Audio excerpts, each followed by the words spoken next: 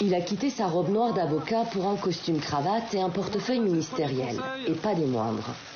Éric Dupond-Moretti, ténor du barreau, avocat pénaliste redouté des cours d'assises, devenu ministre de la Justice. Avec cette promesse faite ce matin lors de la passation de pouvoir. Je serai un garde des Sceaux de sang mêlé.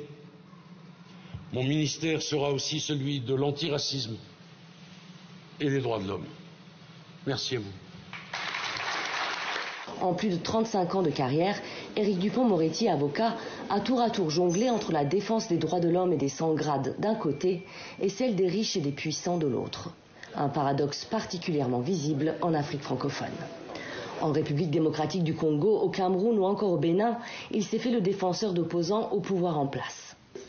Comme Moïse Katumbi, farouche adversaire de l'ex-président Joseph Kabila, qu'il a défendu notamment devant des juridictions internationales. Je pense qu'on a essayé de dresser dans le parcours démocratique qu'envisage Moïse Katumbi un certain nombre d'obstacles. Il s'avère que ce sont des obstacles en carton.